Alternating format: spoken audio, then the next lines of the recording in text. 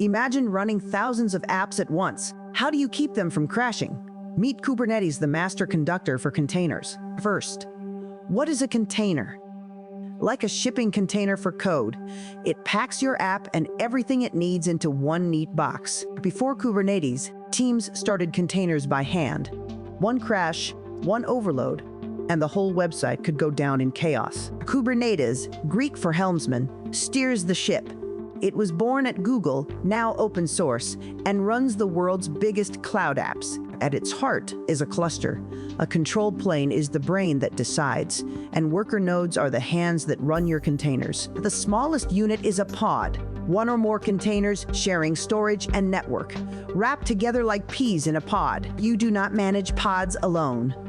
A dablation keeps the right number of pods running, creating and replacing them automatically. Need to talk to your app. A service gives it a stable address, balancing traffic so no single pod gets overwhelmed. Traffic spike, Kubernetes auto-scales.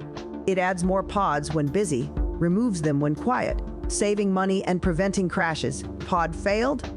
Kubernetes self-heals. It notices, restarts the container, or moves it to a healthy node, all without you lifting a finger. Configuration lives outside code. ConfigMaps hold settings.